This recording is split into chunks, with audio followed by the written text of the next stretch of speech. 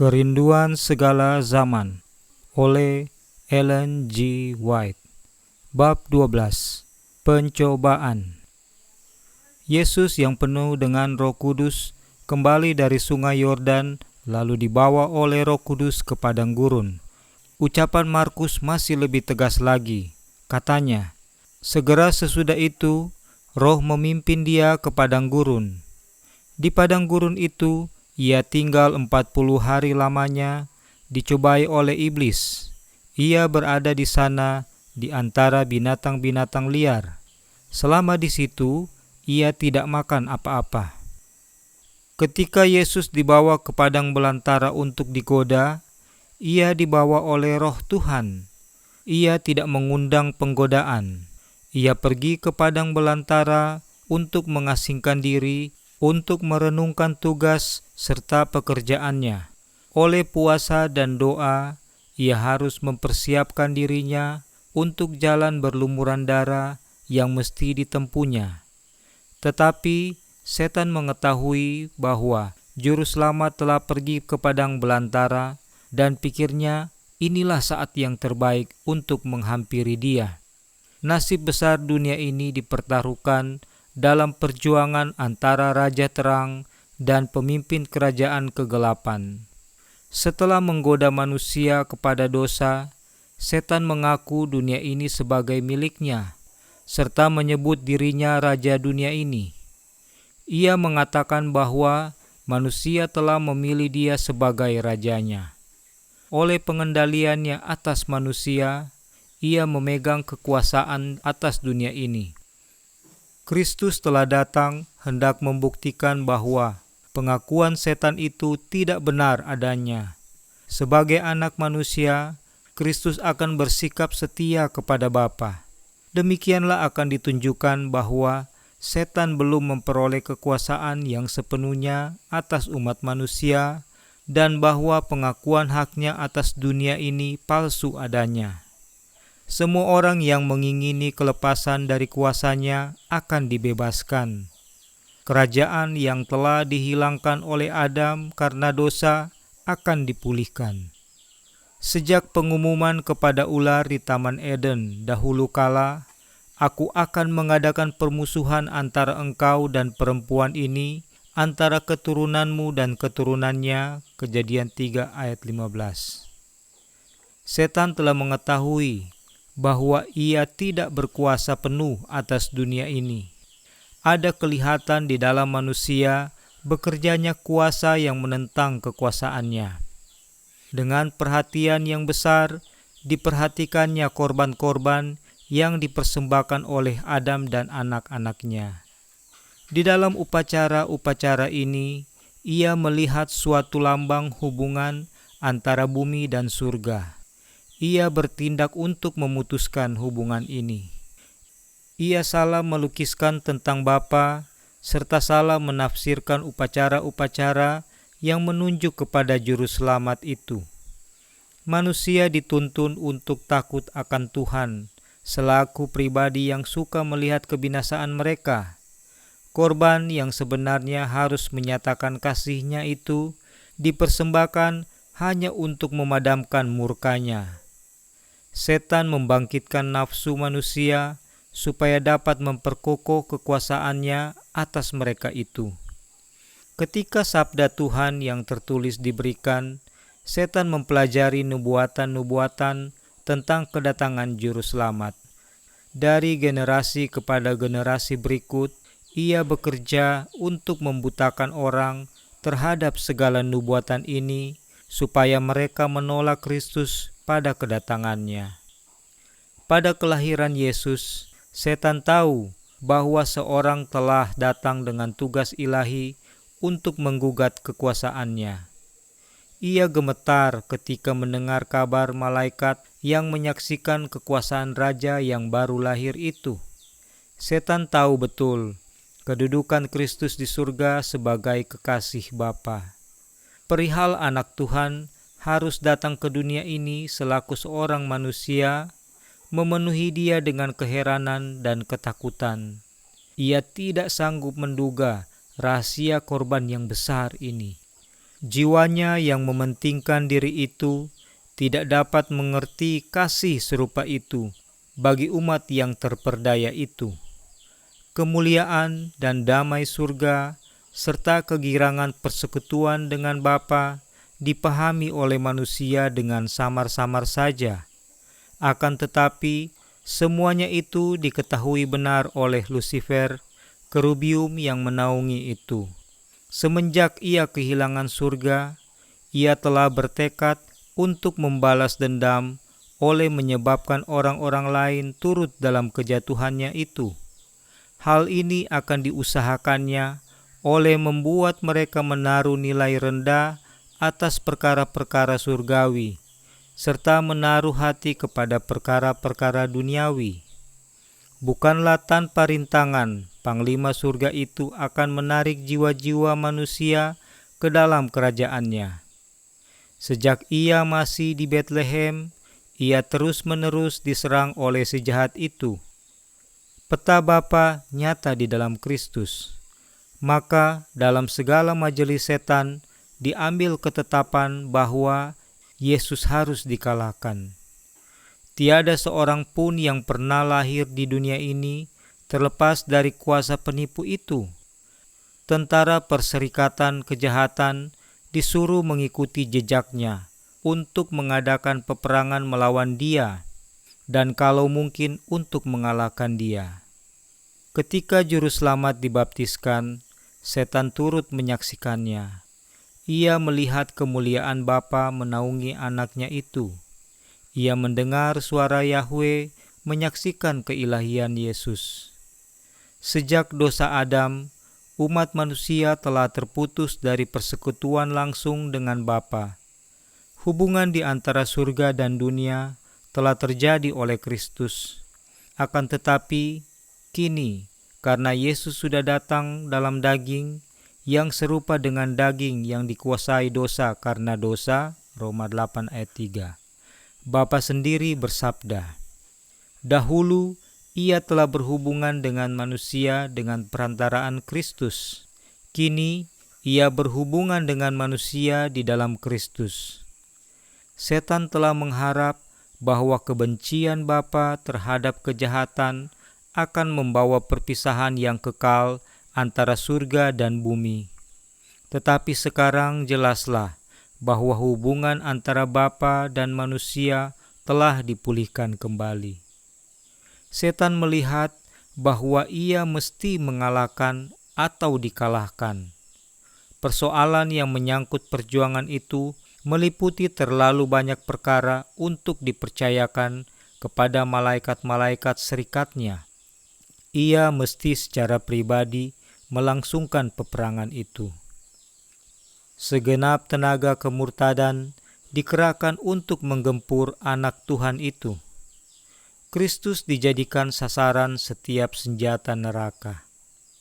Banyak orang yang memandang perjuangan antara Kristus dan setan ini sebagai sesuatu yang tidak mengandung hubungan istimewa dengan kehidupan mereka, dan bagi mereka hal itu kurang penting. Tetapi di dalam hati setiap manusia, peperangan ini diulangi. Tidak pernah seseorang meninggalkan barisan kejahatan dan masuk ke dalam pekerjaan Tuhan tanpa menemui serangan setan. Segala pencobaan yang dilawan Kristus, itulah juga yang kita rasa begitu sukar untuk melawannya. Pencobaan itu dikerahkan kepadanya dengan derajat yang sama kuatnya, sebagaimana keadaan tabiatnya jauh lebih tinggi daripada kepribadian kita. Dengan beratnya dosa yang dahsyat yang menekan dia, Kristus melalui ujian terhadap selera, terhadap kecintaan kepada dunia ini, dan terhadap kecintaan kepada pertunjukan yang menuntun kepada sifat takabur. Inilah pencobaan yang mengalahkan Adam dan Hawa, dan yang mudah sekali mengalahkan kita. Setan telah menunjuk kepada dosa Adam sebagai bukti bahwa Taurat Tuhan tidak adil dan tidak dapat diturut. Di dalam kemanusiaan kita, Kristus harus menebus kegagalan Adam. Tetapi Ketika Adam diserang oleh penggoda itu dahulu, belum ada pengaruh dosa padanya. Ia hidup dalam kekuatan kemanusiaan yang sempurna, memiliki kekuatan pikiran dan tubuh yang penuh. Ia dikelilingi dengan segala kemuliaan Eden dan dalam persekutuan sehari-hari dengan makhluk-makhluk surga. Bukannya demikian halnya waktu Yesus masuk ke padang belantara untuk berhadapan dengan setan. 4.000 tahun lamanya, bangsa manusia telah merosot dalam kekuatan tubuh, dalam kuasa pikiran, dan dalam nilai akhlak. Dan Kristus mengenakan kepadanya segala kelemahan umat manusia yang telah merosot itu. Hanya dengan demikian, ia dapat menolong manusia dari jurang kemerosotannya yang sedalam-dalamnya. Banyak orang mengatakan bahwa mustahil Kristus dikalahkan oleh pencobaan. Kalau begitu, ia tidak dapat ditempatkan pada kedudukan Adam. Mustahil ia dapat memperoleh kemenangan yang tidak dapat diperoleh Adam. Sekiranya dalam sesuatu hal pergumulan kita lebih berat daripada yang ditanggung oleh Kristus, maka ia tidak akan sanggup menolong kita. Tetapi juru selamat kita itu mengenakan kemanusiaan dengan segala kemungkinannya. Ia mengenakan sifat-sifat manusia dengan kemungkinan menyerah kepada pencobaan. Tidak suatu pun yang kita tanggung yang tidak pernah ditanggungnya. Bagi Kristus, seperti juga bagi dua sejoli suci yang di Taman Eden dahulu, selera adalah dasar pencobaan besar yang pertama.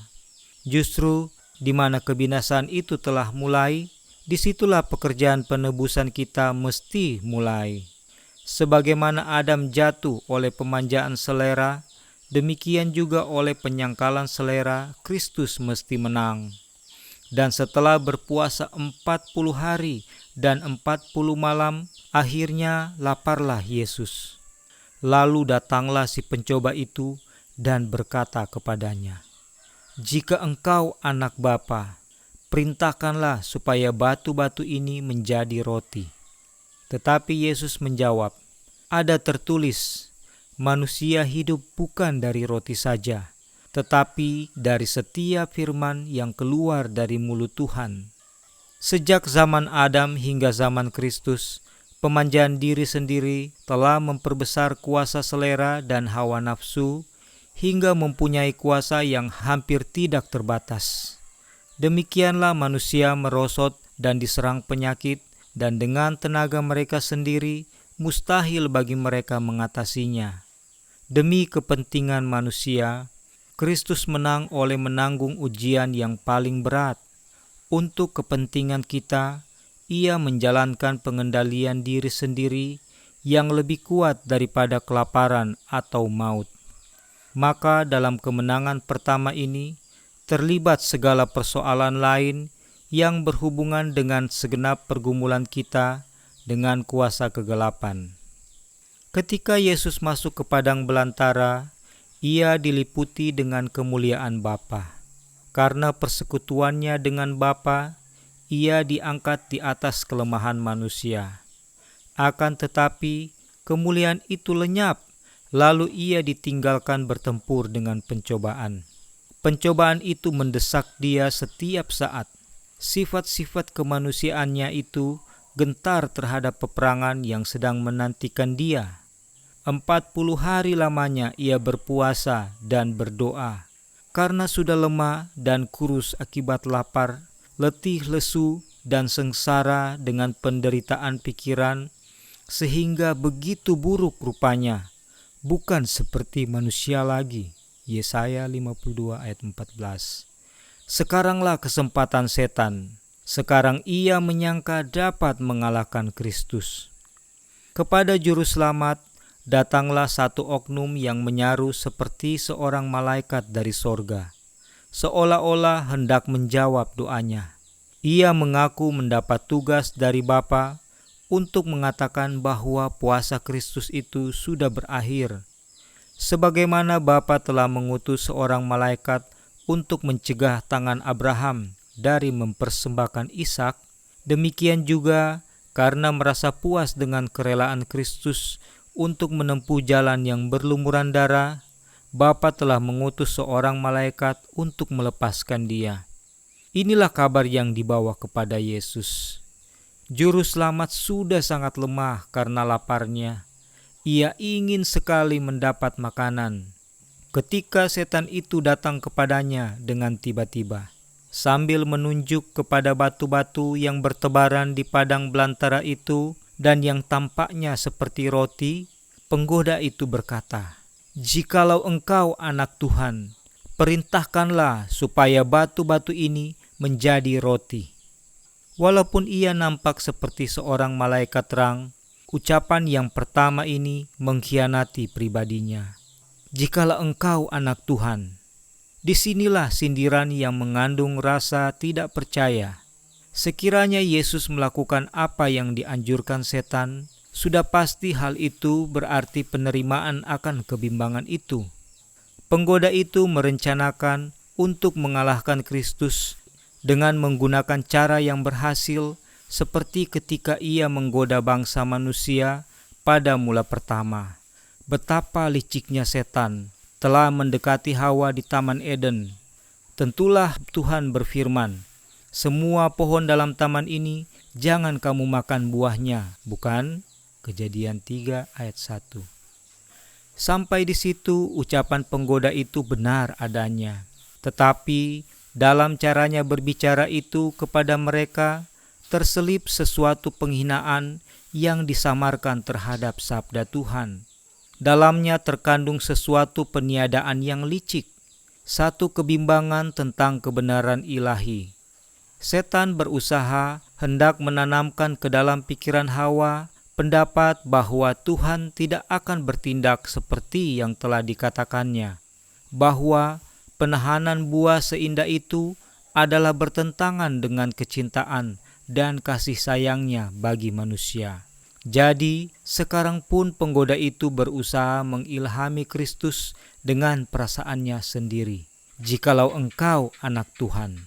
Ucapan ini membakar dengan kepahitan di dalam pikirannya.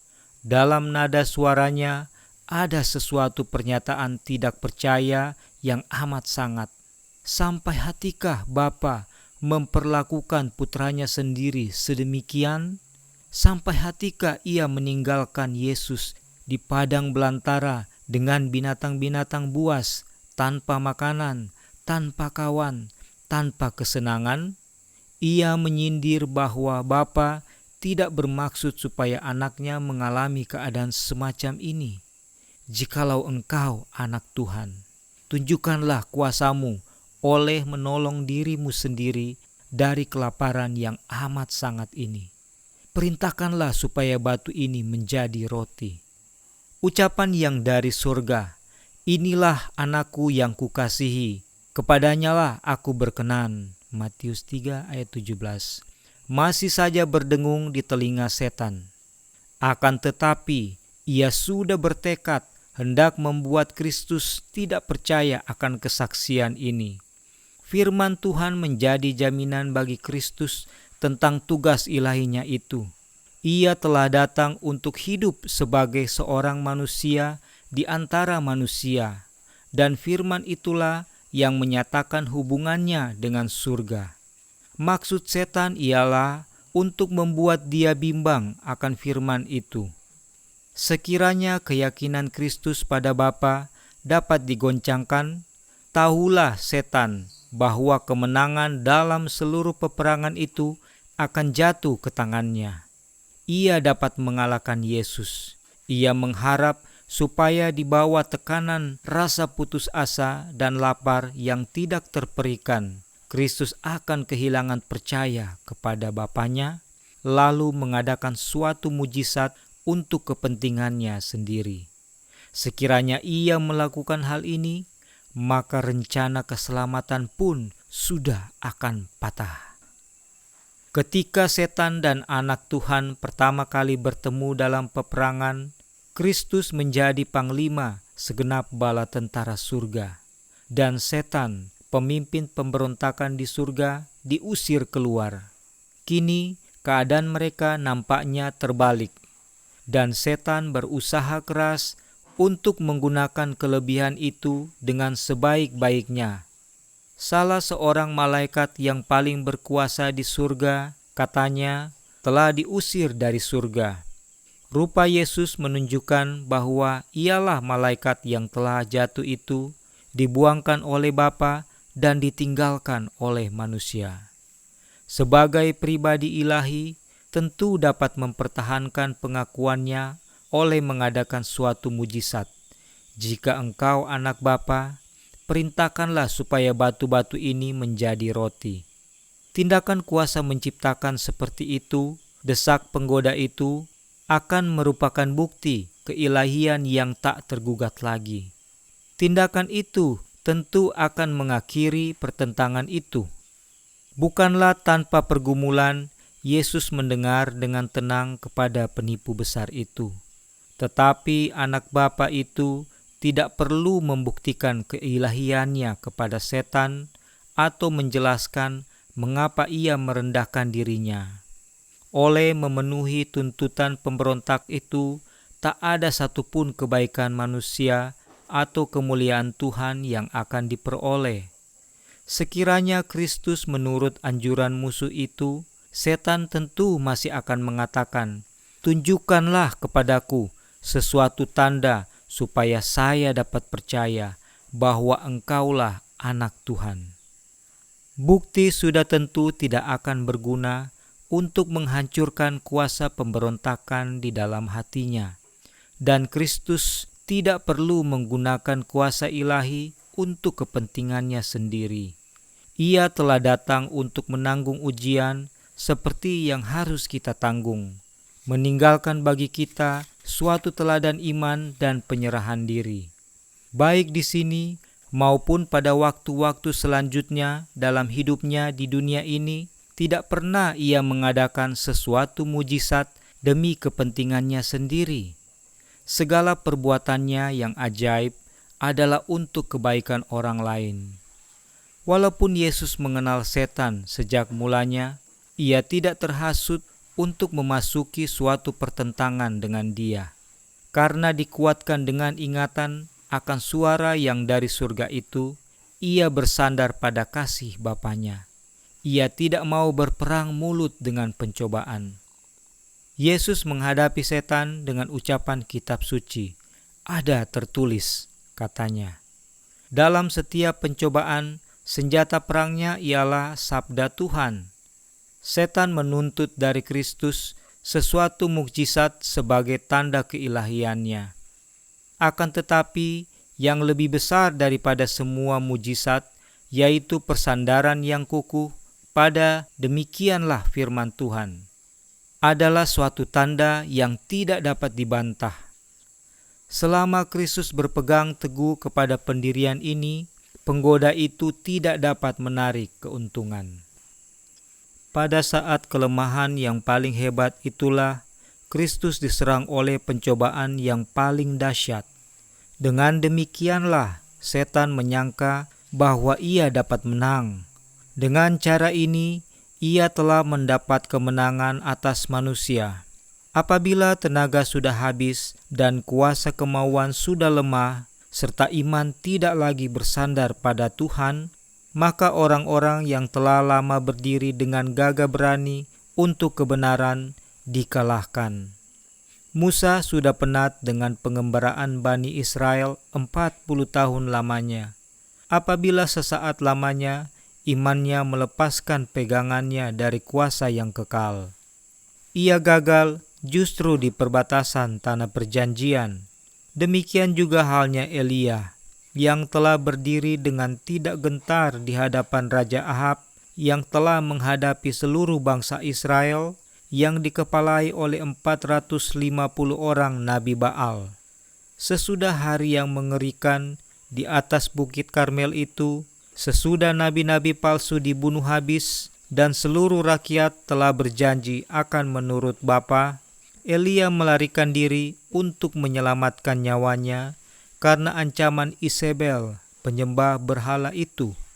Demikianlah setan telah menarik keuntungan dari kelemahan manusia, maka ia akan terus bekerja dengan cara yang sama.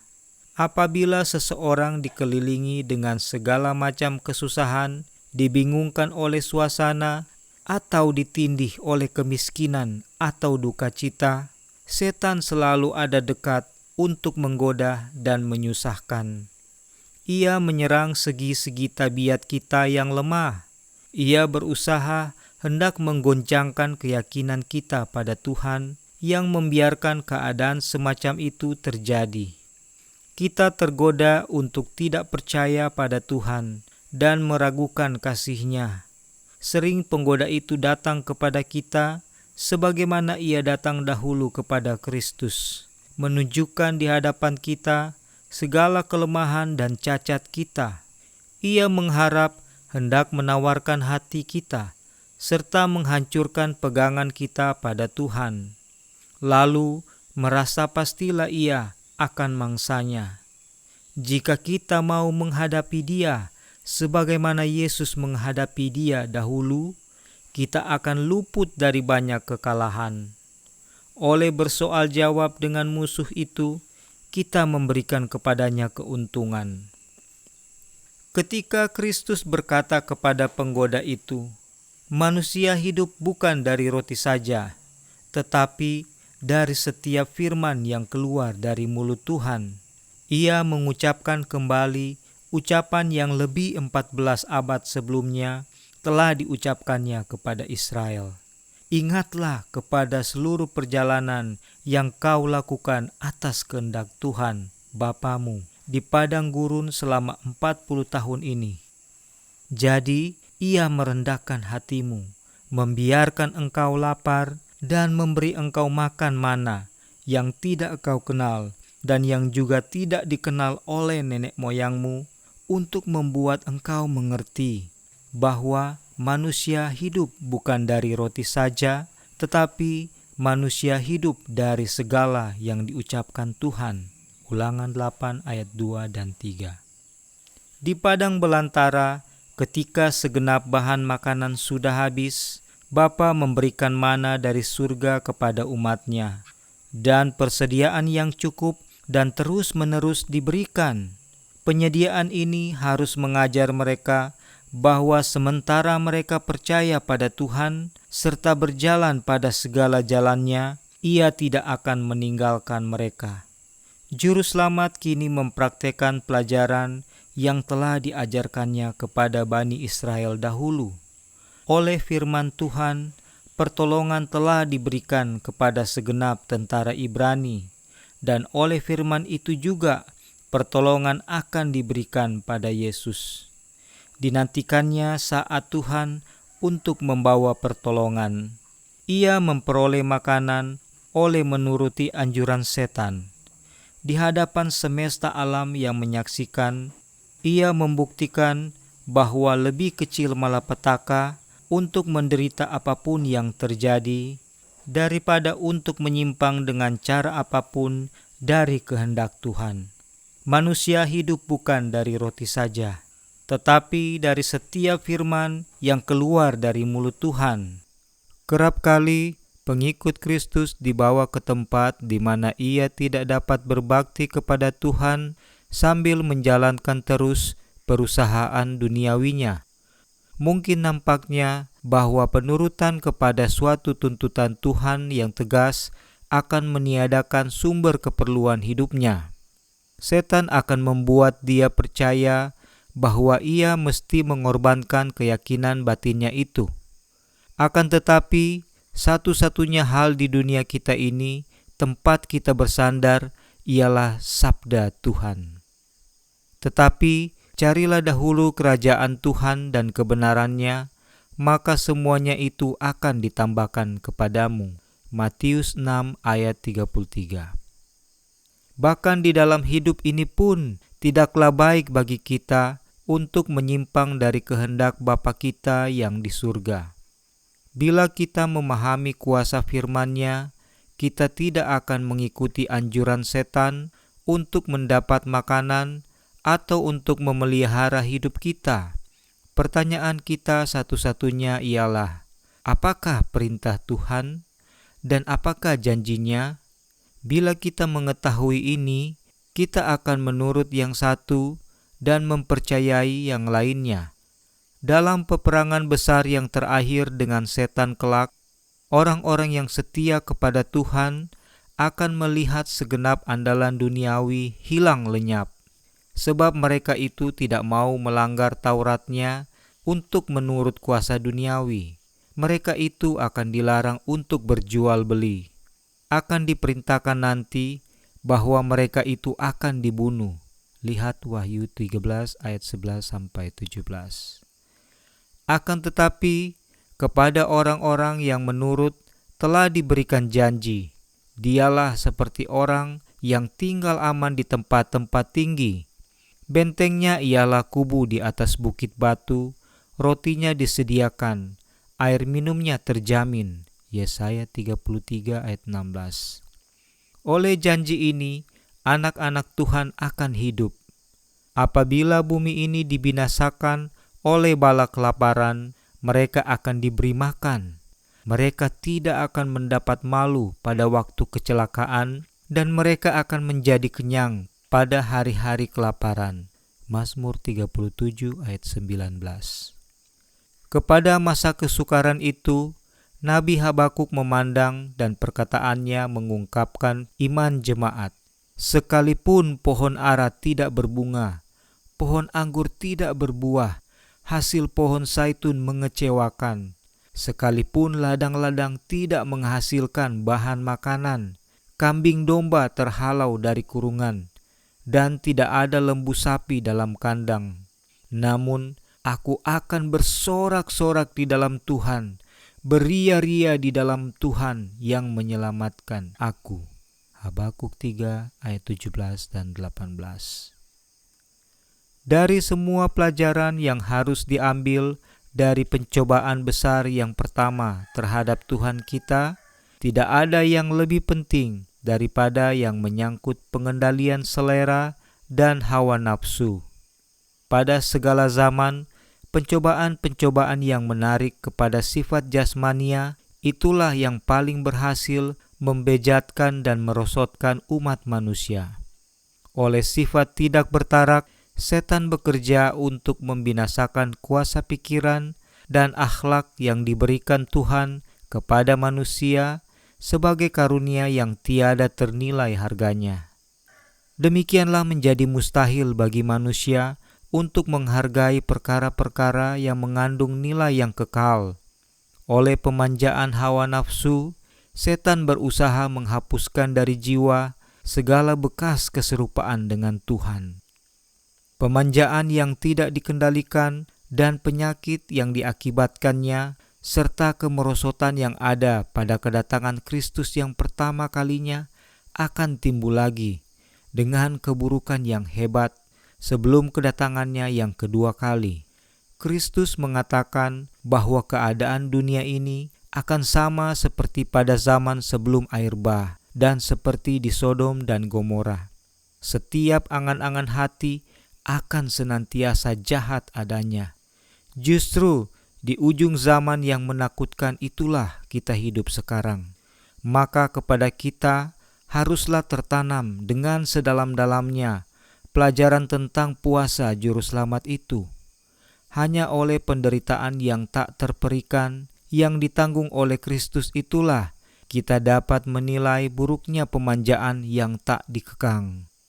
Teladan yang diberikannya menyatakan bahwa satu-satunya harapan kita untuk mendapat hidup kekal ialah oleh menundukkan segala selera dan nafsu kepada kehendak Tuhan. Dengan tenaga kita sendiri, mustahil bagi kita untuk menyangkal kegelojohan pribadi kita yang telah berdosa. Oleh saluran ini, setan akan mendatangkan pencobaan ke atas kita. Kristus tahu bahwa musuh itu akan datang kepada setiap manusia untuk mengambil keuntungan dari kelemahan warisan, dan oleh sindiran-sindirannya yang palsu hendak menjerat semua orang yang imannya tidak patuh pada Tuhan. Maka oleh melalui jalan yang mesti dijalani manusia, Tuhan kita telah menyediakan jalan bagi kita untuk menang. Tuhan tidak menghendaki kita harus ditaruh dalam keadaan yang merugikan dalam peperangan melawan setan. Ia tidak mau kita ditakut-takuti dan ditawarkan oleh serangan ular itu. Kuatkanlah hatimu, katanya, aku telah mengalahkan dunia. Yohanes 16 ayat 33. Biarlah ia yang bergumul melawan kuasa nafsu makan, memandang kepada juru selamat di padang belantara pencobaan. Pandanglah dia dalam penderitaan di kayu salib, ketika ia berseru, "Aku haus." Ia telah menanggung segala sesuatu yang mungkin kita tanggung. Kemenangannya adalah kemenangan kita.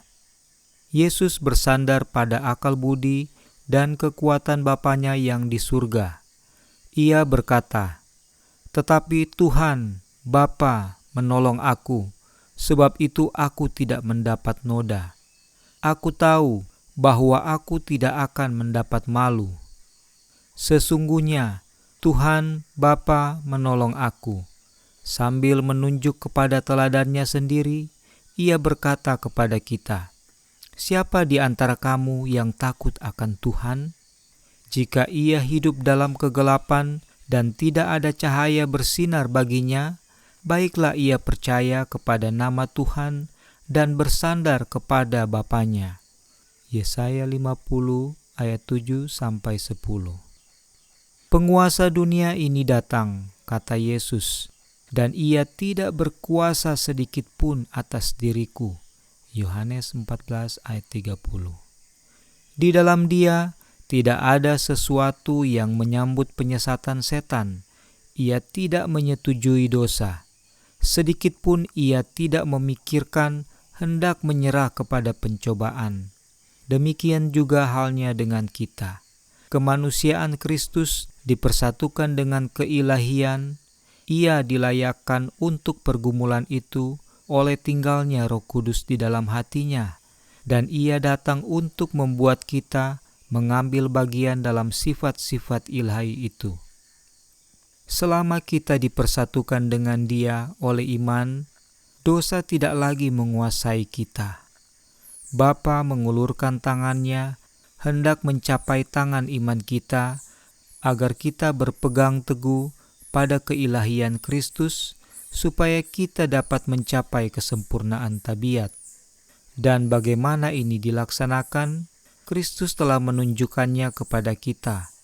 Dengan alat apakah ia menang dalam peperangan melawan setan? Oleh firman Tuhan. Hanya dengan firman itulah ia dapat melawan pencobaan. Ada tertulis, katanya. Dan kepada kita dikaruniakan janji-janji yang berharga dan yang sangat besar, supaya olehnya kamu boleh mengambil bagian dalam kodrat ilahi, dan luput dari hawa nafsu duniawi yang membinasakan dunia. 2 Petrus 1 ayat 4. Setiap janji dalam firman Tuhan adalah milik kita. Dari setiap firman yang keluar dari mulut Tuhan, kita harus hidup. Apabila diserang oleh pencobaan, janganlah memandang pada keadaan atau pada